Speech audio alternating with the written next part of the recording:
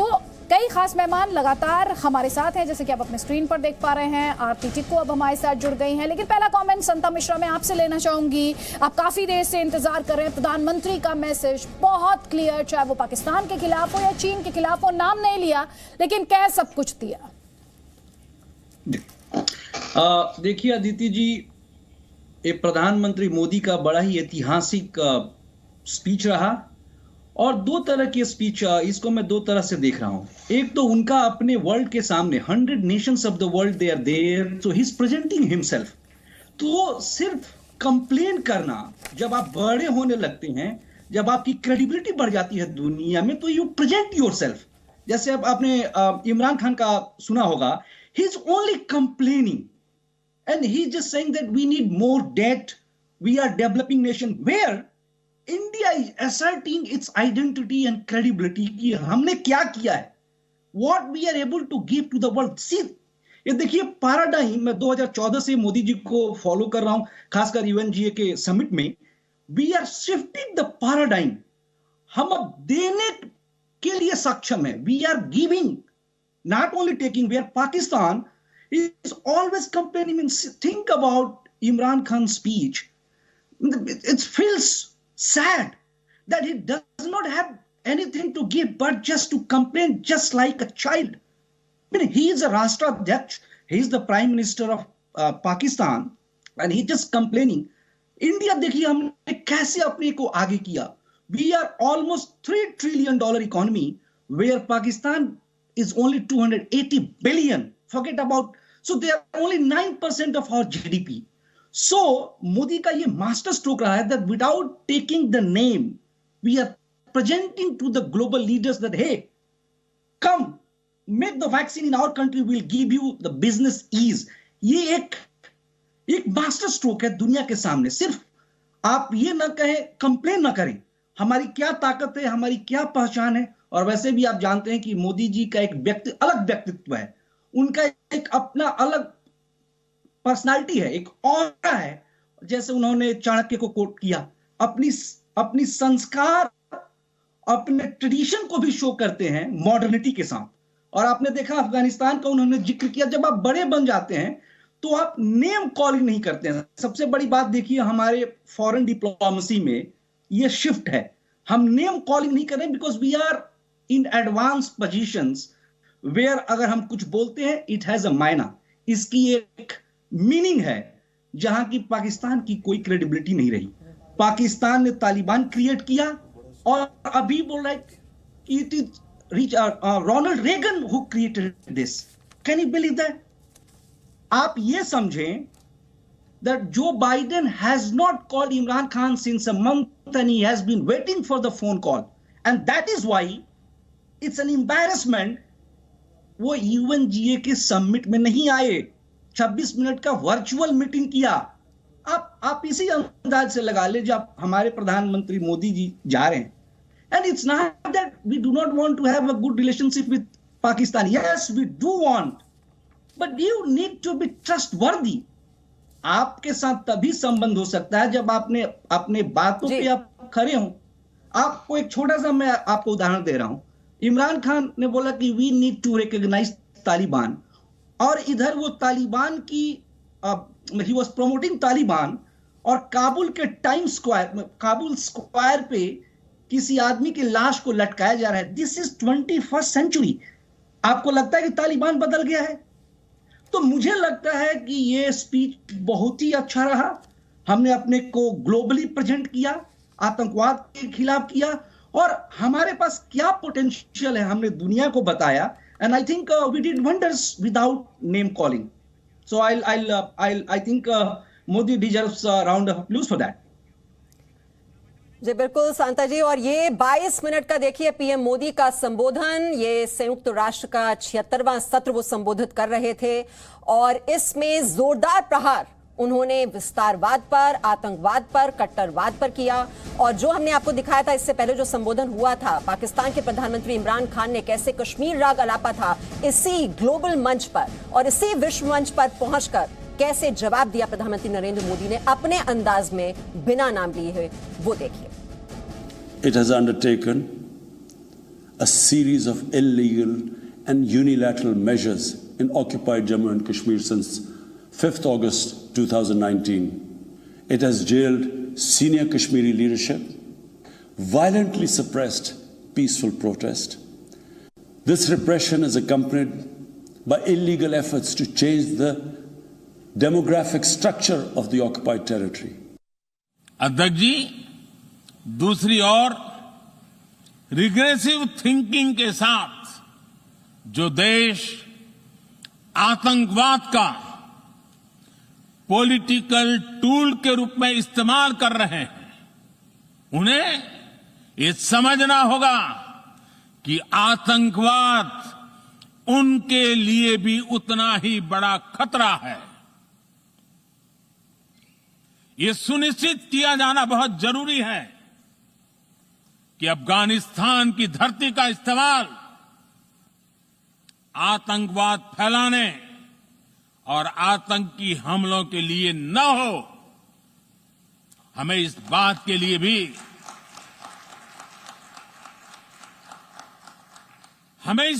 लिए भी सतर्क रहना होगा कि वहां की नाजुक स्थितियों का कोई देश अपने स्वार्थ के लिए एक टूल की तरह इस्तेमाल करने की कोशिश न करें। इस समय अफगानिस्तान की जनता को, वहां की महिलाओं और बच्चों को, वहां की माइनॉरिटीज को मदद की जरूरत है और इसमें हमें अपना दायित्व निभाना ही होगा।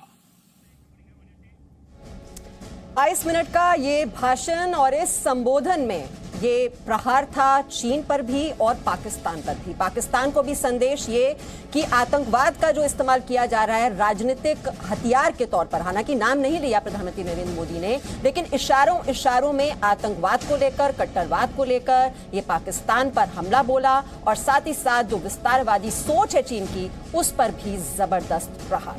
झलकियां देखिए आप। I have great pleasure in welcoming His Excellency Narendra Modi. नमस्कार साथियों। संयुक्त राष्ट्र की जनरल असेंबली में प्रधानमंत्री नरेंद्र मोदी का भाषण भारत का गौरव बढ़ाने वाला है। मैं उस देश का प्रतिनिधित्व कर रहा हूं जिसे मदर ऑफ डेमोक्रेसी का गौरव। विश्व को संदेश सेवा परमो धर्मः। सेवा परमो धर्मः को जीने वाला भारत दुनिया की पहली डीएनए वैक्सीन विकसित कर ली है। विश्व को आमंत्रण, आइए भारत में वैक्सीन बनाइए। मैन्युफैक्चरर्स को भी आमंत्रित करता हूं, कम मेक वैक्सीन इन इंडिया। विश्व का कल्याण मंत्र, भारत बढ़ेगा दुनिया बढ़ेगी। आज विश्व का हर छठा व्यक्ति भारतीय है। जब भारतीयों की प्रगति होती है तो विश्व के विकास को भी गति मिलती है। विस्तारवादी चीन को नसीहत, यूज करें, अब्यूज नहीं। ओशन रिसोर्सेज को हम यूज करें, एब्यूज नहीं। पाकिस्तान को चेतावनी, आतंकवाद को पॉलिटिकल टूल बनाना भारी पड़ेगा।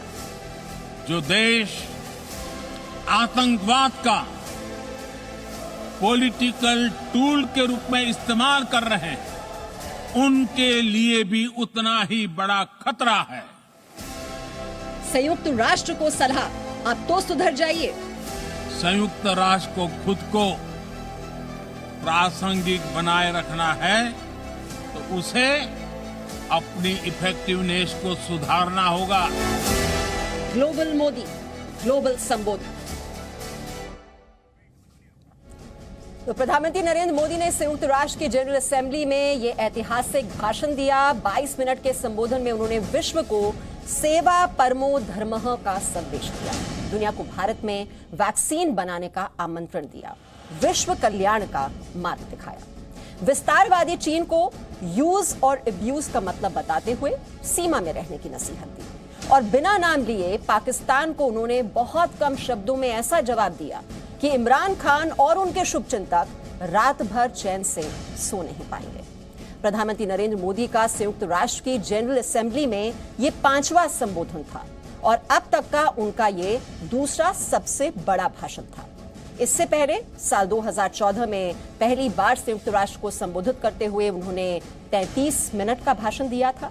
साल 2015 में 19 मिनट, साल 2019 में 16 मिनट, 2020 में 21 मिनट और आज उन्होंने 22 मिनट में पूरी दुनिया को भारत का विजन दिया। प्रधानमंत्री के संबोधन में अब हम आपको वो सारी बातें बताते हैं जो भारत को कहनी चाहिए थी और वो संदेश पूरी दुनिया में चला भी गया। अब देखिए, कहा क्या अफगानिस्तान को टूल न बनाया जाए, लेकिन इसका मतलब क्या? पाकिस्तानी आतंकवाद बढ़ने की आशंका।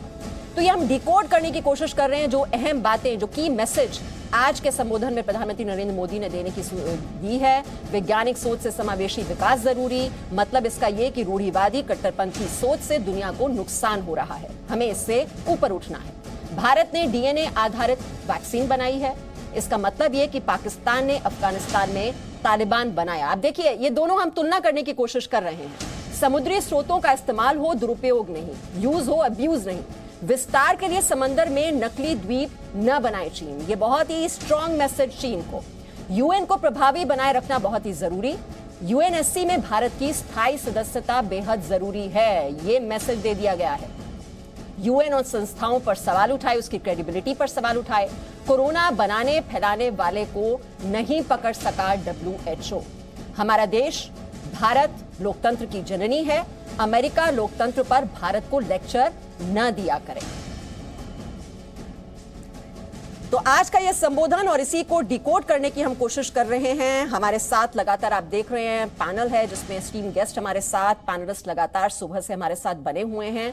हमारे साथ इस वक्त आप देख पा रहे हैं अपने टेलीविजन स्क्रीन पर अशोक सज्जनहार जी हमारे साथ जुड़े हुए हैं, पूर्व राजनयिक गुरजीत सिंह भी हैं, पूर्व राजनयिक, उनको आप देख रहे हैं अपने टेलीविजन स्क्रीन पर। और हमारे साथ JK त्रिपाठी जी हैं और रविंदर सचदेव भी, वो भी हमारे साथ इस चर्चा में शामिल है। तो ये संबोधन जो है, इसके मायने क्या हैं? जो आतंकवाद, विस्तारवाद और कट्टरवाद पर आज का जो प्रहार है, उसको कैसे समझा जाए, उसी की कोशिश करते हैं। गुरजीत सिंह जी, मैं आपसे शुरुआत कर रही हूं। बहुत ही साफ अंदाज में और बहुत ही कड़क अंदाज में बिना नाम लिए सब कुछ कह दिया प्रधानमंत्री मोदी ने चीन और पाकिस्तान के लिए। और वक्त जैसे आपने कहा, नाम नहीं लिया लेकिन बातें स्पष्ट थी। उन्होंने कहा 75 सैटेलाइट भारत ऊपर भेजेगा जो भारत के स्टूडेंट्स बना रहे हैं, और दूसरी तरफ रेडिकलाइजेशन हो रही है, तो इसका रोक करना बड़ा जरूरी है। और एजुकेशन बहुत एक अहम चीज है जिसको हम एक्सपीरियंस बेस पे चलते हैं। मेरे को ये बड़ा अच्छा मैसेज लगा। दूसरी बात उन्होंने जो स्पष्ट कर दी कि जब उन्होंने यूएन को चेतावनी दी कि आपका दुरुपयोग हो रहा है, WHO आज तक वायरस का सोर्स नहीं ढूंढ पाया, और वर्ल्ड बैंक अब कहता है कि हम ease of doing business index को बंद कर रहे हैं। ये दोनों चीन के ऊपर निशाने थे कि आप इंटरनेशनल सिस्टम को मिसयूज करते हो। और जो ओशंस की बात आपने दोहराई, वो भी चीन ने UNCLOS का दुरुपयोग किया, और चीन के ऊपर उन्होंने 2 निशाने और साधे। एक तो ओशंस के ऊपर बोला, जैसे आपने याद दिलाया, और दूसरा जब उन्होंने ग्लोबल वैल्यू चेन्स की बात की तो, और वैक्सीन की बात की कि हम नई वैक्सीन बनाएंगे और कई वैक्सीन एक्सपोर्ट करेंगे, यह भी चीन पे निशाना था कि वो दुनिया को अपनी फैमिली नहीं समझता है, वो जिससे धार ले सके वही सोचता है। जी अशोक सज्जनहार जी, और जो अंदाज था प्रधानमंत्री मोदी का, बहुत ही फर्म, बहुत ही असर्टिव, बहुत ही स्टेट्समैन लाइक। आप बिल्कुल ठीक कह रहे हैं मीमांसा जी। सबसे पहले तो बहुत शुक्रिया, बहुत मुझे अच्छा लग रहा है आपके पैनल में यहाँ पर पार्टिसिपेट करके। आपने बिल्कुल ठीक कहा, जो उनका बॉडी लैंग्वेज था बहुत ही कॉन्फिडेंट था। देखिए, अभी वो आए हैं, 2 दिन पहले इनकी मुलाकात हुई है अभी राष्ट्रपति जो बाइडेन से। हमारे जो दोनों के द्विपक्षीय रिश्ते हैं उनको एकदम और इम्पल्स मिला है, इम्पेटस मिला है। वहाँ पर जो आप देखिए जॉइंट डिक्लेरेशन दोनों देशों को बिल्कुल ही एक ही समानांतर उस पर प्लेटफॉर्म पर लेकर आए हैं। क्वाड की पहली मुलाकात हुई है, चारों देशों की पहली इन पर्सन समिट मीटिंग हुई है। उसमें भी चाहे आतंकवाद हो, एक्सपेंशनिज्म हो, सभी मुद्दों के बारे में, कोविड हो, क्लाइमेट हो, सबके मुद्दों के बारे में बिल्कुल सभी की अग्रीमेंट है वहां पर, अफगानिस्तान के मामले पर। तो इसीलिए ये दो समिट के बाद प्रधानमंत्री यहां पर आए हैं पूरे विश्व को एड्रेस करने के लिए। बहुत ही कॉन्फिडेंट उनका बॉडी लैंग्वेज था, बहुत ही उन्होंने कम शब्दों में, ये तो बिल्कुल मालूम था जो वो अपने को इस नीचे नहीं लाएंगे जैसे कि और हमारे पड़ोसी देश ने किया है, परंतु बिल्कुल ही ठोस तरीके से दोनों, एक तो भारत के बारे में, जो भारत कैसे अभी रेडी है पूरी दुनिया को लीड करने के लिए। जब भारत में जो कुछ भी चेंज होता है तो ये पूरी दुनिया के फायदे के लिए होता है। दूसरा एक और बहुत बड़ा संदेश उन्होंने दिया, जो democracy can deliver and democracy has delivered. ये बहुत ही महत्वपूर्ण संदेश है, क्योंकि अभी हम देख रहे हैं जो अभी पूरी दुनिया में ये एक जंग हो गई है, एक कॉन्टेस्ट हो गया है आइडियोलॉजीज का, जो वहां पर चीन हमेशा अब कुछ समय से ये कह रहा है जो वो उसका जो सिस्टम है अथॉरिटेरियन सिस्टम, वो बहुत अच्छा है, क्योंकि डेमोक्रेसीज फेल हो गई हैं। डेमोक्रेसीज देखिए 2007-2008 में जो इंटरनेशनल इकोनॉमिक क्राइसिस था उसमें फेल कर गई, कोविड को डील करने में फेल कर गई, कोविड के बाद जो इकोनॉमिक डाउनटर्न है सब जगह फेल कर गई, परंतु चीन इसमें सक्सेसफुल रहा है। तो इसीलिए उसका सिस्टम ठीक है, परंतु इन्होंने एक बिल्कुल एक संदेश दिया बिल्कुल शुरुआत में, जो मेरा अपना जो उभार है, मैं 4 बार यहाँ पर एड्रेस कर रहा हूँ यूएन को, और 20 साल से मैं सेवा कर रहा हूँ देश की, तो ये डेमोक्रेसी की देन है, जो डेमोक्रेसी डिलीवर करती है। डेमोक्रेसी कैन फायदा सभी को पहुंचा सकती है। यहाँ ये कमेंट त्रिपाठी जी, आतंकवाद को लेकर मैं चाहती हूं, क्योंकि आतंकवाद का मुद्दा हम कई सालों से उठाते रहे हैं, लेकिन चीन जो है वो पाकिस्तान का समर्थन कर देता है। लेकिन इस बार ये जो क्वाड समिट हुई है, जो द्विपक्षीय वार्ता हुई है जो बाइडेन के साथ, आपको लगता है अब हम बेटर प्लेस्ड हैं अब इस इशू को एड्रेस करने के लिए? जी देखिए, हम बेटर प्लेस्ड हैं, लेकिन अभी हमें बहुत लंबी दूरी तय करनी है, क्योंकि अभी भी आतंकवाद की एक परिभाषा तक, सर्वमान्य परिभाषा तक नहीं हो पाई है इतने सालों के बाद।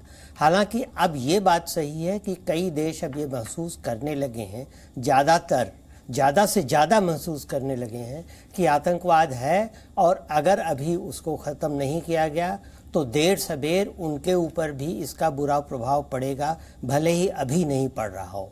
इसी को देखते हुए देखिए, यूएस को पहले क्या कहा जाता था, यूएस पहले आतंकवाद है या नहीं है ये मानता भी नहीं था, और अगर बाद में मानना शुरू किया 9/11 के बाद तो गुड टेररिज्म बैड टेररिज्म की बात पे आ गए, गुड तालिबान बैड तालिबान।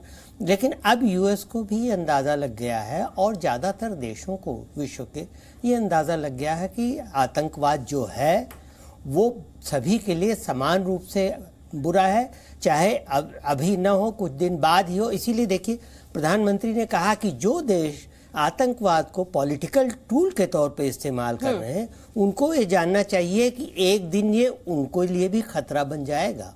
तो ये बहुत बड़ी बात करके मोदी जी ने वार्निंग दी है ऐसे देशों को, और निश्चित बात है कि ये पाकिस्तान पे थी, बाकी वो चीन पे वार्निंग थी। आप देखिएगा एक घंटे 1.5 घंटे के अंदर ग्लोबल टाइम्स का रिएक्शन या चीन के फॉरेन ऑफिस का रिएक्शन। लेकिन रविंद्र सचदेव, ये 2014 में भी मांग उठाई गई थी, comprehensive convention on international terrorism. उसके बाद अब आपको लगता है कि अफगानिस्तान में जिस तरह से हालात बदले हैं, और जो बात प्रधानमंत्री मोदी ने कही है कि अफगानिस्तान का इस्तेमाल आतंकवाद के लिए न हो, यह सुनिश्चित करना है, तो दुनिया भर की सोच अब बदल जाएगी? अब सोच तो है, पर सोच बदल भी जाएगी, पर एक्शन ऑन द ग्राउंड क्या होगा? डेफिनेटली जितना हम रिमाइंड करेंगे, दुनिया को पुश करेंगे, और जितना हम उसमें अपनी एनर्जी लाएंगे, कुछ बदलाव आ सकता है, बट अदरवाइज दुनिया में क्या बदलेंगे अफगानिस्तान के ग्राउंड पे, right? Now the point is, UN का जो मोदी जी ने कहा कि टाइम आता है जिंदगी में कि उस वक्त अगर आपने कुछ नहीं करा तो फ्यूचर जनरेशंस पूछेगी। अफगानिस्तान में मानिए आज की तारीख में विमेन और चिल्ड्रन की सब बातें कर रहे हैं। अगर यूएन स्ट्रांग होता, रेलेवेंट होता, तो कम से कम एक यूएन पीस कीपिंग फोर्स वहां पे केवल बच्चियों और विमेन के लिए भेजने को, घर से स्कूल तक, घर से दफ्तर तक भेजने का सोच सकते थे। चाहे बात अलग है कि कौन सा देश अपना सोल्जर्स भेजेगा, बट तालिबान को कन्विंस करो कि आप इनवाइट करो। तालिबान खुद कहता है कि हम लड़कियों को सिक्योरिटी नहीं देते क्योंकि हमारे तालिब तो बेवकूफ हैं, इनको लड़कियां दिखती हैं मतलब गन्स मार देते हैं। तो इस तरह की चीजें तभी हो सकती हैं जब UN would be strong. But एक चीज मैं और कहूंगा क्विक, अगर आप टाइम कम है तो, टेररिज्म का हमें यह ध्यान रखना चाहिए कि दुनिया में इट्स नॉट ओनली किसी का कौन टेररिस्ट है, फ्रीडम फाइटर है या गुड है बैड है, अलग अलग देशों के लिए टेररिज्म की अलग अलग एंगल्स भी हैं। अमेरिका के लिए इसलिए इस्लामिक इस समय है Islamic terror major one, but America के लिए इस समय लेकिन वही बात है, आतंकवाद से अगर निपटना है तो एकजुट होना होगा, और वो सोच भी जो है वो अलाइनमेंट होनी बहुत जरूरी है। अब अगर हमें इससे निपटना है, ये बहुत ही क्लियरली मैसेज दे दिया गया है। और मंजू सेठ हमारे साथ है, मैं माफी के साथ क्योंकि सभी के वो लेना चाह रहे हैं हम कमेंट्स, लेकिन मंजू जी के पास जाएं उससे पहले आपको एक रिपोर्ट दिखा देते हैं। ये 22 मिनट के संबोधन में जो अहम बातें, जो की मैसेजेस रहे हैं वो देखिए, उसी को समेटते हुए ये रिपोर्ट।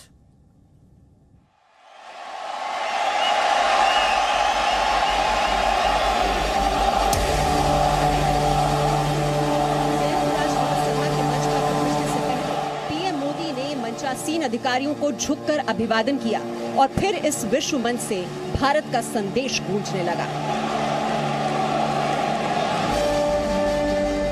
पीएम मोदी ने पहला प्रहार आतंकवाद, कट्टरपंथी सोच और पिछड़ी सोच वाले मुल्क पर किया। आज विश्व के सामने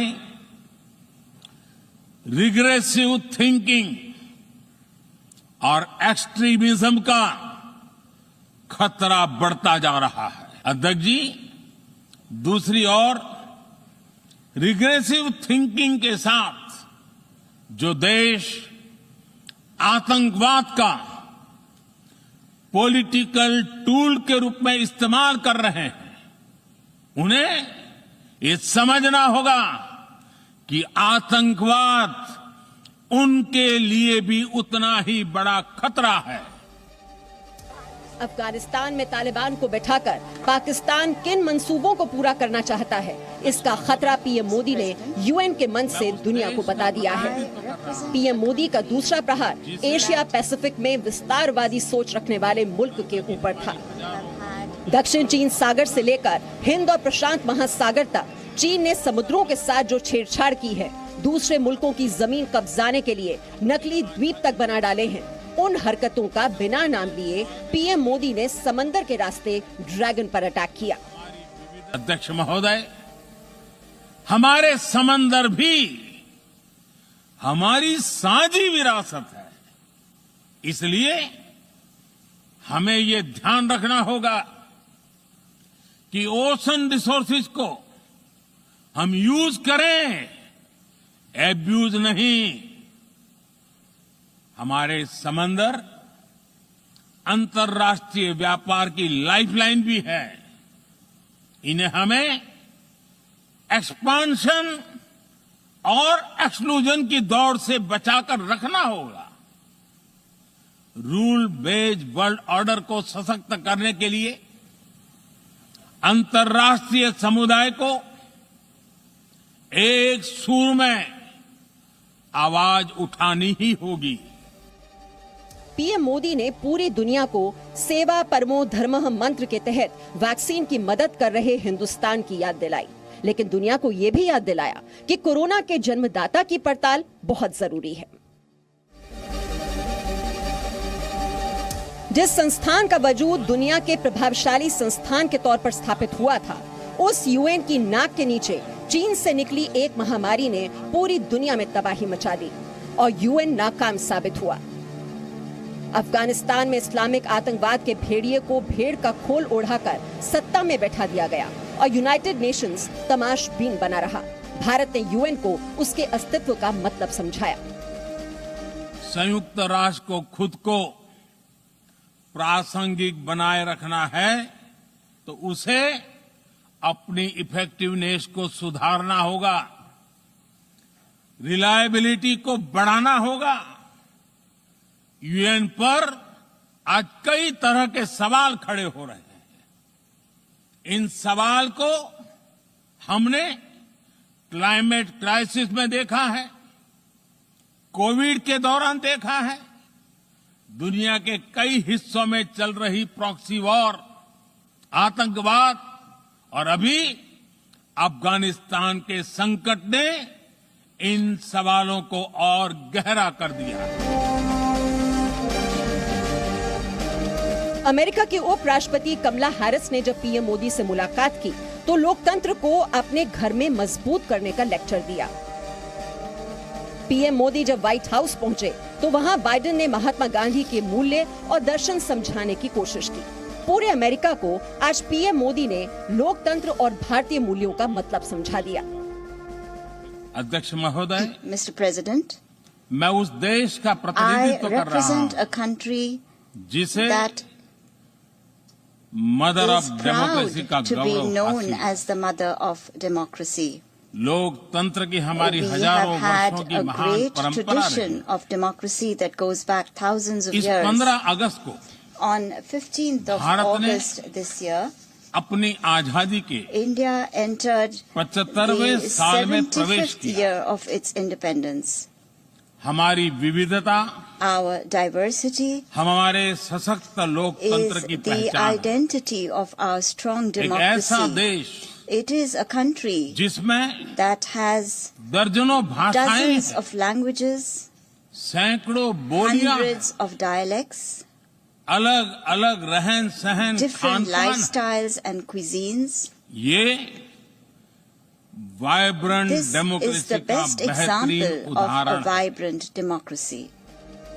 पीएम मोदी का यूएनजीए में जो भाषण रहा उसमें भारत की वैज्ञानिक चेतना, समावेशी विकास का वैश्विक मंत्र, दुनिया के प्रति सबसे बड़े लोकतंत्र के प्रण और आज के सुपर पावर बने घूम रहे मुल्कों की जवाबदेही के बारे में भी याद दिलाया। ब्यूरो रिपोर्ट, जी मीडिया। अब चलते हैं, अमित प्रकाश इस वक्त हमारे साथ हैं। अमित प्रकाश, इनके इस संबोधन में सभी के लिए मैसेज था, न सिर्फ चीन और पाकिस्तान के लिए, उनके लिए भी मैसेज था जो लोकतंत्र का पाठ पढ़ाते हैं हमारे देश को, और यूनाइटेड नेशंस तक को आईना दिखा दिया प्रधानमंत्री मोदी ने। देखिए, प्रधानमंत्री नरेंद्र मोदी जब भी यूएन से जो उन्होंने स्पीच दी है, अंतर्राष्ट्रीय मंच से संबोधित किया है, उसमें उनको उस संबोधन को उन्होंने बहुत प्रिसाइज रखा है हमेशा, और उसमें बहुत जो कहते हैं ना, बहुत क्लियरली जो चीज़ें कहनी है वो स्पष्ट कहनी है। उसमें जो बातें उन्होंने कही पाकिस्तान को लेके, वो बातें जो यूएन को लेके कही, यूनाइटेड नेशंस के प्रभाव को वापस लाने की ज़रूरत है, उसके प्रभाव को बढ़ाने की ज़रूरत है। ये बात सीधा यूएन में खड़े होकर और यूएन तक ये बात पहुंचाना अपने आप में एक बड़ा संदेश था प्रधानमंत्री की तरफ से यूनाइटेड नेशंस को। लेकिन जो डिकोड कर पा रहे हैं जो डिकोड कर पा रहे हैं हम लोग, वो ये है कि इमरान खान के भाषण के बाद जैसे फर्स्ट सेक्रेटरी स्नेहा दुबे ने राइट टू रिप्लाई के तहत जवाब दिया, और उसके बाद आज प्रधानमंत्री ने जो एक सबसे बड़ी बात कही जिसकी चर्चा सबसे ज़्यादा हो रही है, वो है कि इंटरनेशनल लेवल पे पॉलिटिक्स को अब इस्तेमाल करने के लिए, अपनी राजनीति को चमकाने के लिए टेररिज्म को कैसे हथियार बना के इस्तेमाल कर रहा है पाकिस्तान। ये लाउड एंड क्लियर मैसेज था। इससे पहले भी प्रधानमंत्री जब ये बात कहते रहे हैं, आतंकवाद के खिलाफ लड़ाई की बात कहते रहे हैं, तो उन्होंने ये बात साफ तौर पे पाकिस्तान की तरफ इशारा करके कही है।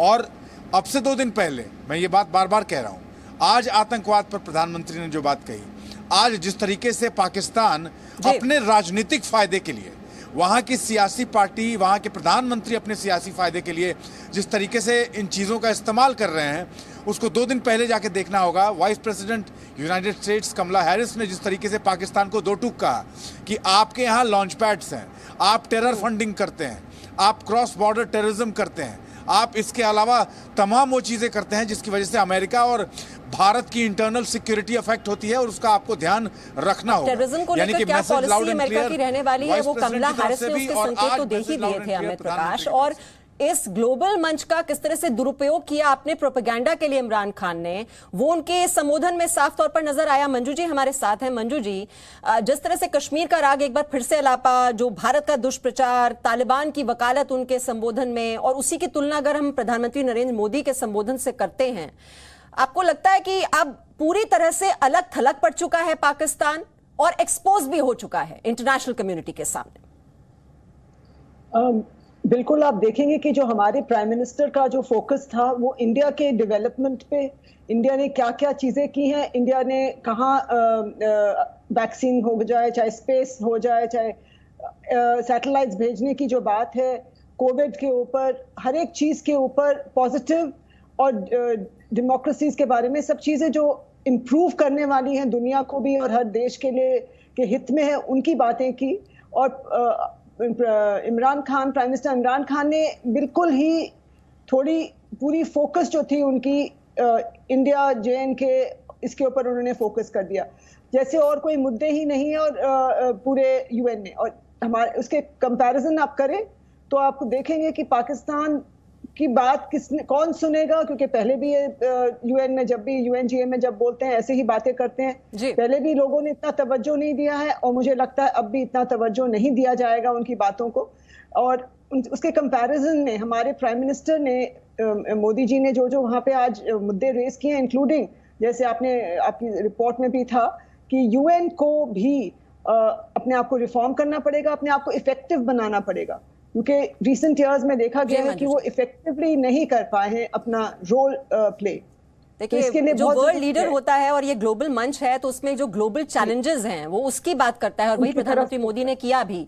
चाहे वो कोरोना से निपटने में जो भारत की भूमिका रही है, क्लाइमेट चेंज के लिए भारत क्या कर रहा है, उसका भी उन्होंने जिक्र किया। साथ ही विस्तारवाद, आतंकवाद, कट्टरवाद कैसे पूरी दुनिया के लिए खतरा है। हमेशा विश्व शांति का संदेश देता रहा है हमारा देश, और वही आज प्रधानमंत्री नरेंद्र मोदी ने एक बार फिर से। प्रधानमंत्री नरेंद्र मोदी के भाषण का ग्लोबल इम्पैक्ट क्या होगा? 22 मिनट के इस संबोधन के ग्लोबल असर पर बात करने के लिए लगातार आप देख रहे हैं हमारे साथ कई विशेषज्ञ हैं जो इस संबोधन को डिकोड कर रहे हैं, क्योंकि ये एक पोस्ट कोविड एरा है और हम देख रहे हैं कि वर्ल्ड ऑर्डर किस तरह से चेंज हो रहा है अब। लेकिन इसका प्रभाव क्या होगा? इस संबोधन के बाद क्या हम कुछ बदलाव देखने वाले हैं? इस पर बातचीत करने के लिए हमारे साथ अमेरिका में भारत की पूर्व राजदूत मीरा शंकर भी जुड़ रही हैं।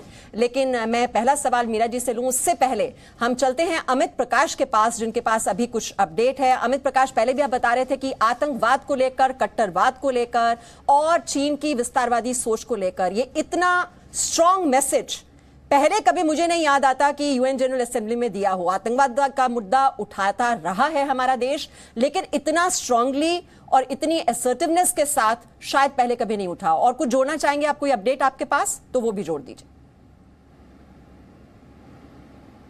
मीमांसा जी, इससे बात आगे लेके जाते हैं। इससे आगे की बात यह है कि भारत का प्रभाव, भारत की ताकत, और भारत जिस तरीके से एक की स्टेक होल्डर है, एक की हम कह सकते हैं की पार्टनर के तौर पे भारत जो अमेरिका से जो रिश्ते, अमेरिका इनफैक्ट भारत से जो रिश्ते अब साझा करना चाहता है, उसके डायमेंशंस चेंज हो गए।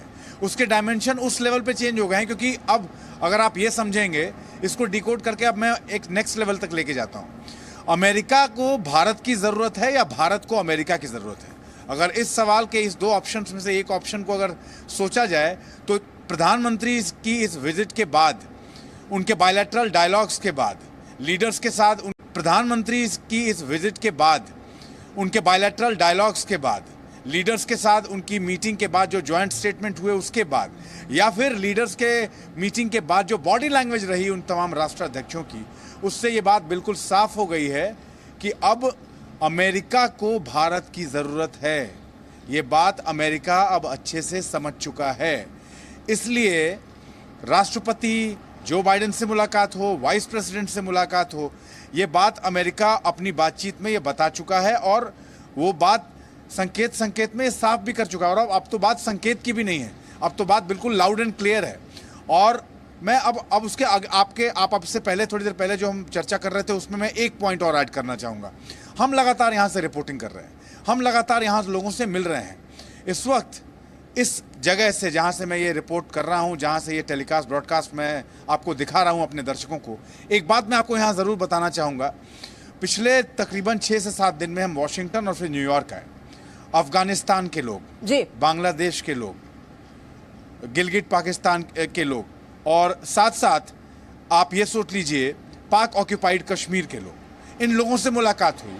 और एक बैनर तले ये सारे लोग जमा होते हैं, एक बैनर तले ये आके सारे लोग जमा होते हैं और अपनी बात कहते हैं। और उस बैनर का नाम पता है क्या है?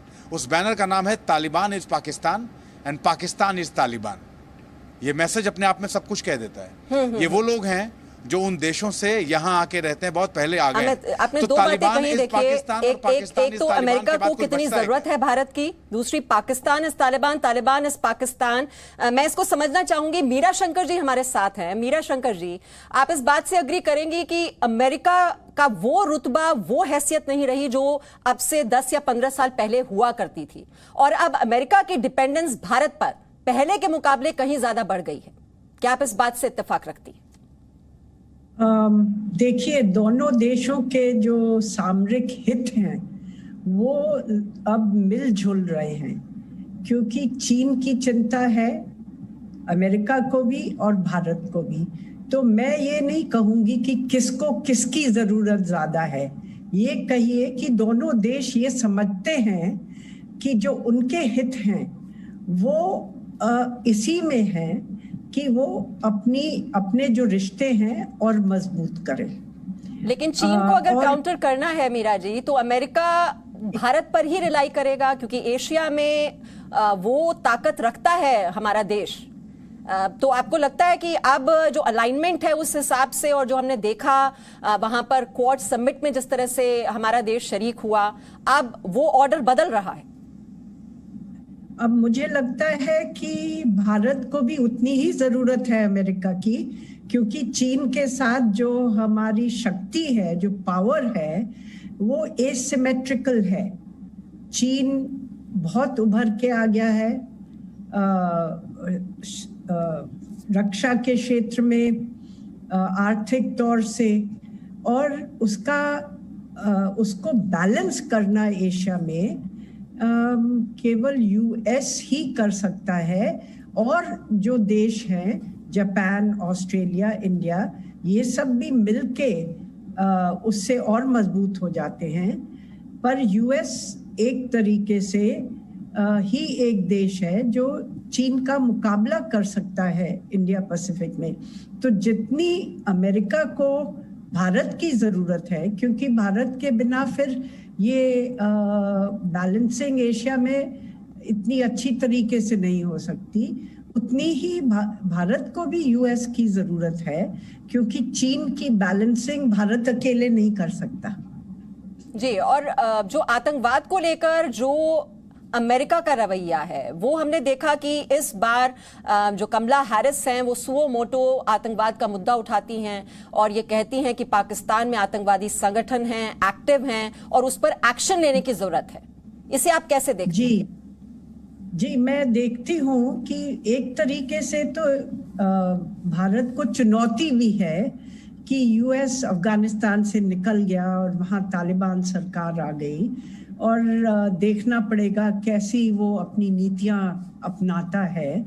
पर अभी तक जो हुआ है उससे कुछ उम्मीद नहीं है, बल्कि खतरा ही लगता है।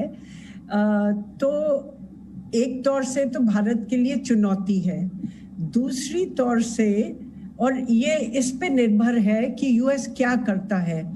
यूएस का अफगानिस्तान से निकल जाना एक तरीके से यूएस को आजाद कर देता है पाकिस्तान की निर्भरता से, क्योंकि जब तक यूएस के फोर्सेस अफगानिस्तान में थे तब तक पाकिस्तान ही एक रास्ता था, क्योंकि ईरान जो दूसरा रास्ता था उससे तो यूएस के रिश्ते ठीक ही नहीं थे, और जो सेंट्रल एशियन देश थे वहाँ से भेजना मुश्किल भी था, और वो रूस के साथ हैं और चीन के साथ। तो एक तरीके से यूएस की निर्भरता पाकिस्तान के ऊपर बहुत ज्यादा हो गई थी। अब जो है किस तरीके से यूएस अपनी पाकिस्तान नीति रीसेट करता है वो देखना पड़ेगा। तो ये अभी कुछ साफ नहीं हुआ है। बातचीत इस पे कांग्रेस पे जरूर हुई है जी, कि यूएस को जरूरत है अपनी नीतियों, पाकिस्तान नीतियों पे जांच करना और दोबारा से देखना कि कैसे इनको रीसेट किया जा सकता जी। और मीरा जी, चीन जो है वो सभी के लिए खतरा है इस वक्त। अमेरिका को भी वो खतरे का एहसास है, भारत को भी है। और ये जो क्वाड समिट हमने देखी जिसमें ऑस्ट्रेलिया और जापान के प्रधानमंत्री भी मौजूद थे, जो बाइडेन के साथ प्रधानमंत्री नरेंद्र मोदी भी बैठे एक मंच पर। अब चीन बहुत घबराया हुआ है, वो कह रहा है कि बहुत ही असफल होगा, दुनिया इसको समर्थन नहीं देने वाली है, उसकी बौखलाहट साफ तौर पर नजर आ रही है। कितना इफेक्टिव होगा क्वाड चीन को काउंटर करने के लिए? देखिए, क्वाड एक सुरक्षा ग्रुपिंग तो है नहीं, सिक्योरिटी अलायंस नहीं है, पर जिन क्षेत्रों में क्वाड काम करना चाहता है और अगर ये सफल हुए तो एक प्रभाव पड़ सकता है पूरे एशिया में, क्योंकि अभी तक तो आर्थिक तौर पे सभी चीन पे निर्भर है, वैक्सीन भी चीन दे रहा है, बाकी व्यापार भी चीन के साथ हो रहा है, टेक्नोलॉजी के भी ऊपर चीन हावी है।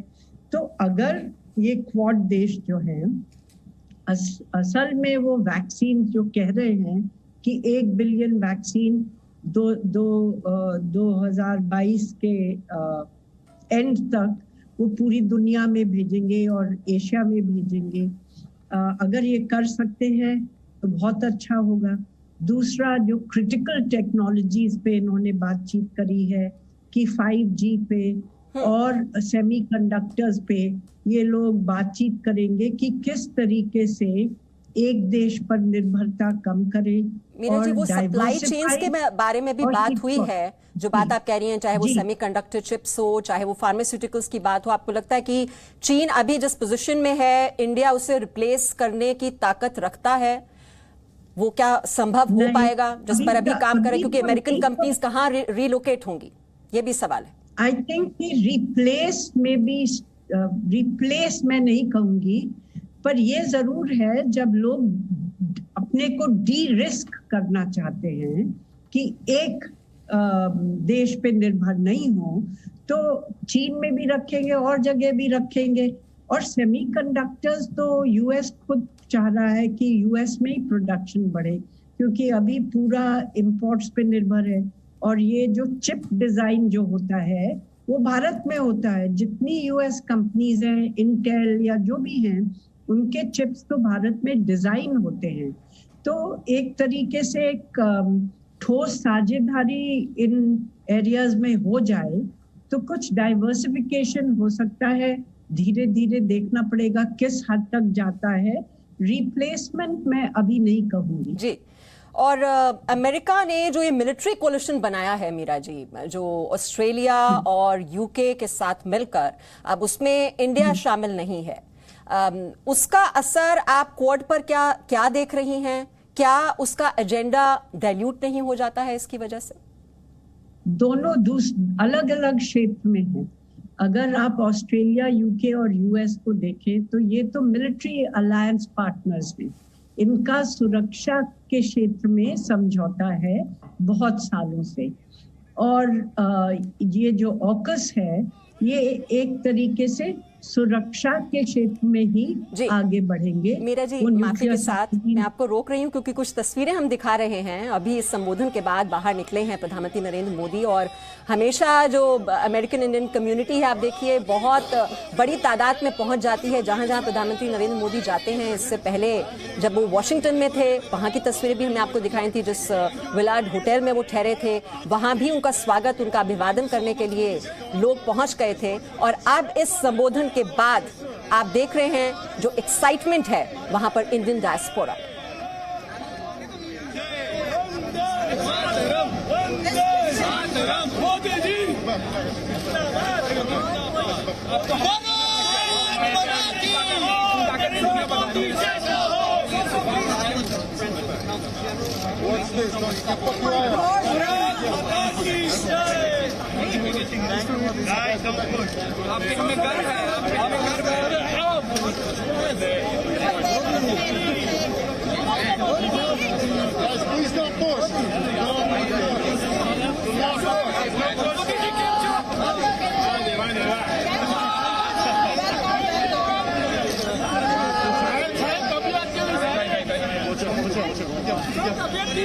तबियत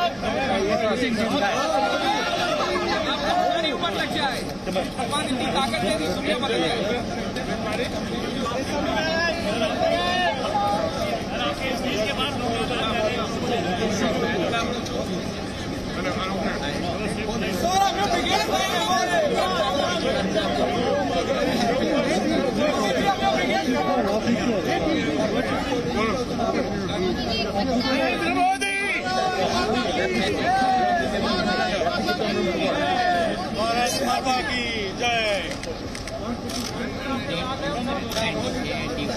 Narendra Modi.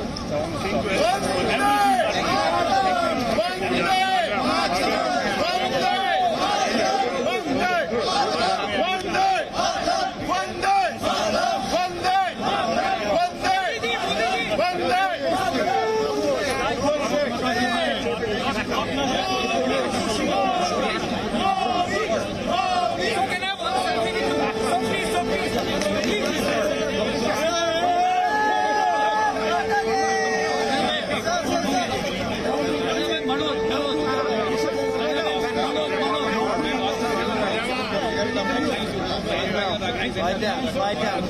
Keep moving. Keep moving. Keep moving. You can't stay. Bharat Mata ki!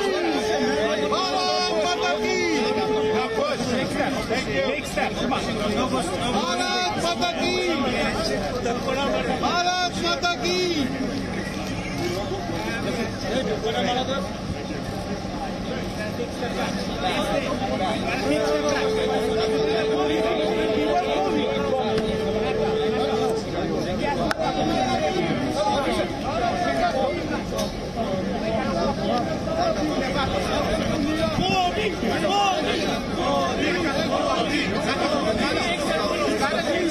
You can't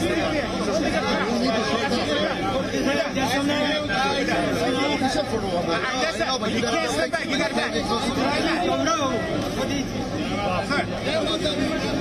I do. You got to walk back. You can't stay there. You can't stay there. Take the back. Yeah, that's what it is.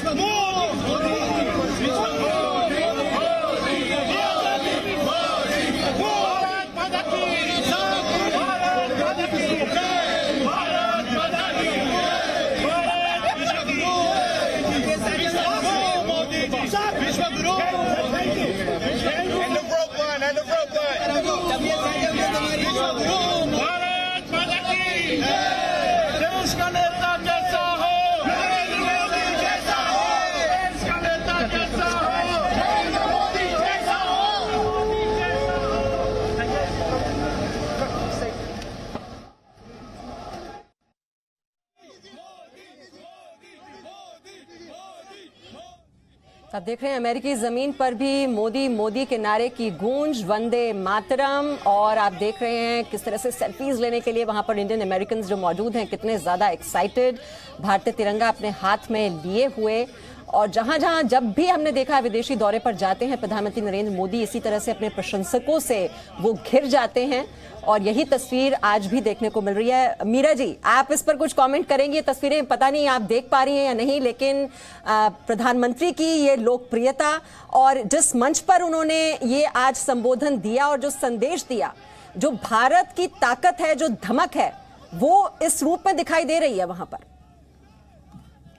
जी, जो NRI community है और जो भारतीय origin के जो लोग हैं बाहर, वो देखते हैं हमेशा भारत के नेतृत्व को।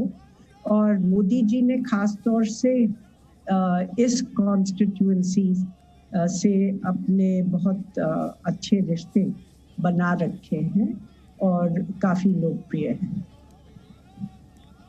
जी, और मीरा जी, ये जो हम देख रहे हैं इमरान खान का जो संबोधन रहा वो भी आपने जरूर सुना होगा, किस तरह से उन्होंने एक बार फिर से कश्मीर का राग अलापा, जो भारत के खिलाफ जिस तरह का दुष्प्रचार वो इस ग्लोबल मंच का इस्तेमाल पहले भी करते रहे हैं। अब इसका ग्लोबल इम्पैक्ट क्या पड़ेगा जो आज का संबोधन है, और आप किस तरह की ग्रुपिंग देख रहे हैं आप पाकिस्तान के खिलाफ और चीन के खिलाफ? देखिए, खास तौर से जो पाकिस्तान ने अफगानिस्तान में रोल प्ले किया है, तालिबान के साथ, उससे सब विश्व में काफ़ी चिंता है और किस तरीके से अफगानिस्तान आगे बढ़ता है उस पे भी चिंता है। पर आप देखते हैं कि पाकिस्तान में भी जो उनके विश्व मंत्री हैं वो भी कह रहे हैं कि अमेरिका तो खाली पाकिस्तान को अफगानिस्तान की नज़र से देखता है और बायलैटरल तौर से तो हमारी बातचीत हुई ही नहीं है और बाइडेन ने तो अभी तक इमरान खान से बात भी नहीं करी है फ़ोन पे। तो एक तरीके से पाकिस्तान के जो रिश्ते थे यूएस के साथ, क्योंकि वो यूएस की निर्भरता का फ़ायदा उठाता था, अब मेरे ख्याल से वो और मुश्किल होगा पाकिस्तान के लिए यही खेल खेलना। जी बहुत बहुत शुक्रिया मीरा जी हमारे साथ जुड़ने के लिए, जानकारी देने के लिए। और जैसा आपने कहा कि 9 महीने से इंतजार कर रहे हैं फोन तक नहीं किया है जो बाइडेन ने जब से वहां पर कार्यभार उन्होंने संभाला है, और जो कमला हैरिस की ओर से जो सिग्नल्स दिए गए वो भी पाकिस्तान के लिए पॉजिटिव नहीं हैं, जिसमें वो कहती हैं कि आतंकवादी संगठन एक्टिव हैं और पाकिस्तान को एक्शन लेना चाहिए। बहुत बहुत शुक्रिया मीरा जी हमारे साथ जुड़ने के लिए। Presenting B News app available on Google Play and App Store. Download it now.